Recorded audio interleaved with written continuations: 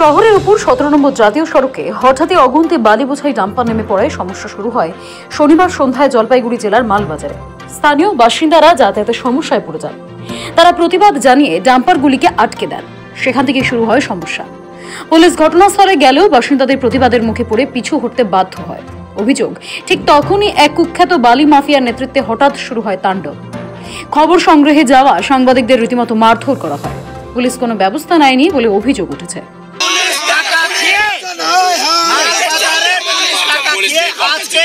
সাংবাদিকদের উপরে পুলিশ বন্দুক দেখাচ্ছে, বন্দুক দেখাচ্ছে। আজকে পুলিশ টাকা এত পরিমাণে টাকা খায় যে সাংবাদিকদের উপরে আজকে বন্দুক দেখাইছে। এই ভাইকে, এই ভাই আমার সংগঠনের লোক, এই ভাই একজন সাংবাদিক করেছে, আমাকে দুইবার কোথায় গেছে সেকেন্ড টাইম আমি ওইখান থেকে ওকে মারতে গিয়ে আমি মার গেছে। আমাকে বাঁচাতে গিয়ে এই যে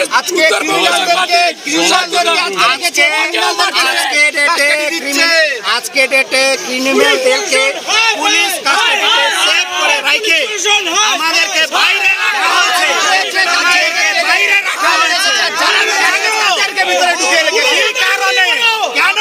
বালি মাফিয়াদের আক্রমণে আক্রান্ত হন সুশান্ত ঘোষ এবং অভিষেক ঘোষ নামে দুই সাংবাদিক। তাদের মোবাইল কেড়ে নেওয়ার অভিযোগ উঠেছে শাসক দল ঘনিষ্ঠ বালি মাফিয়াদের বিরুদ্ধে। রাসেল আমার কাছ থেকে মোবাইলটা নিয়েছিল, সিগন্যাল বোর্ডে পিছন দিকে গিয়ে এসে আমার গলা ধরে ঝুলিয়ে দিল। ওটা আমি বুঝলাম না, পুরো গলা শ্বাস অবরুদ্ধ হয়ে গেছিল আমার। কিন্তু মোবাইলটা আমার ইনস্টলমেন্টে কেনা, আমি খুব কষ্টে পয়সাটা দেওয়া হয় প্রত্যেক মাসে মাসে। সেই মোবাইলটা নিয়ে চলে আমি রিকোয়েস্ট করলাম মার আমাকে, কিন্তু আমার মোবাইলটা ভাই ফিরিয়ে দে। কিন্তু মোবাইলটাও দিল না। আমাদের এক সাংবাদিক বন্ধুকে তার আগে মারা হয়েছিল, সেটারই পুলিশের সামনে মারপিট করা যায়, বহু সাংবাদিকের গায়ের উপরে হাত তোলা হয়েছে। কি কারণে প্রায় 103 ডাম্পার ঠিক সন্ধ্যায় শহরের রাস্তায় জাতীয় সড়কে নেমেছিল তা পরিষ্কার নয়। বালি মাফিয়ারা তাণ্ডব শুরু করলেও পুলিশ কি কারণে স্রেফ দর্শক হয়ে থাকলো তা পরিষ্কার নয়। সাংবাদিক নিগ্রহের সময়ও পুলিশকে আগ বাড়িয়ে কোনো পদক্ষেপ করতে দেখা যায়নি। মালথানার আইসি সৌম্যজিৎ মল্লিক বললেন, কি কারণে এদিন এত ডাম্পার শহরের রাস্তায় নেমেছিল তা পরিষ্কার নয়, সবই খতিয়ে দেখা হচ্ছে। আমাদের এনএইচ এর উপর দিয়ে গাড়ি যাচ্ছিল, ঠিক আছে, তো ওই নিয়ে একটা সমস্যা হয়েছিল। এবার গাড়ির যারা ড্রাইভার আছে তাদের সাথে স্থানীয় বাসিন্দাদের একটা ঝামেলা শুরু হয় এবং পরবর্তীকালে পুলিশ সেটাতে যায়। এখানে সাংবাদিকরা কিছু ছবি করতে আসে, তাদের সাথে তর্ক বিতর্ক হয়, একটা ঝামেলার সৃষ্টি হয়েছিল। তাতে পুলিশ হস্তক্ষেপ করেছে এবং তাদেরকে। মালবাজার শহরের উপর দিয়ে ডাম্পার চলাচলে এমনিতেই সমস্যা হয়। রোজই এই সমস্যা হলেও শনিবারের সমস্যার মাত্রা ছাড়িয়ে গিয়েছিল বলে অভিযোগ। এমন সমস্যা মেনে নেওয়া যায় না বলে স্থানীয়দের বক্তব্য। প্রতিবাদ জানাতেই বাসিন্দারা ডাম্পারগুলিকে আটকে দেয়। জলপাইগুড়ির সাংসদ জয়ন্ত রায় গোটা ঘটনার জন্য শাসক দল তৃণমূলকে দায়ী করেন এবং পুলিশের ভূমিকা নিয়ে প্রশ্ন তোলেন। পুলিশ প্রশাসন আছে কি নেই? তাদের সামনে যখন দিনের পর দিন এগুলো হচ্ছে, তারা জানে না কিছু অ্যাকশন নিয়েছে? কোনো কারোর উপর অ্যাকশন নিয়েছে এতদিন পর্যন্ত? দিনের পর দিন 200-300 ডাম্পার দিয়ে চলে যাচ্ছে, আর ইলিগাল ভাবে, এমন ভাবে আনসাইন্টিফিক ভাবে করছে, মাইনিং করছে, স্যান্ড মাইনিং। এটা যেহেতু রাজ্যের ইস্যু বলে বেশি কিছু করাও যাচ্ছে না, এদের পুলিশের মাধ্যমেই করতে হবে যা কিছু।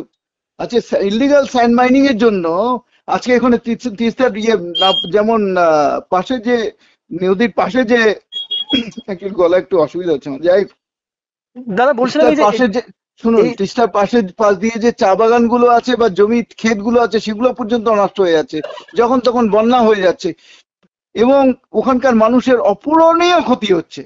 কয়েকটা গ্রাম তো গ্রামের পর গ্রাম চলে যাচ্ছে এই শুধু অবৈধভাবে বালি খননের জন্য।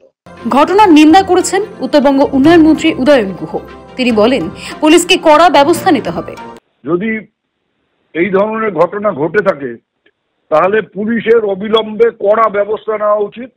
এইরকম দুষ্কৃতিকারী যদি তার পছন্দ হতে পারে, খবর নাও হতে পারে, কিন্তু সাংবাদিকদের ধরে মারধর করা, তাদের ক্যামেরা ভেঙে দেওয়া, এই ধরনের ঘটনা ঘটতে দেওয়া যায় না।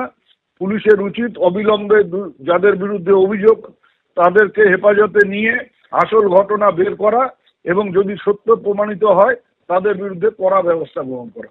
প্রসঙ্গত গত বৃহস্পতিবার শিলিগুড়িতে এক সাংবাদিক বৈঠকে বিরোধী দলনেতা শুভেন্দু অধিকারী দাবি করেন শাসক দল তৃণমূলের জলপাইগুড়ি জেলা সভাপতির ভাই বালি মাফিয়াদের কন্ট্রোল করেন। তার কথা মতো চলে ডাম্পার।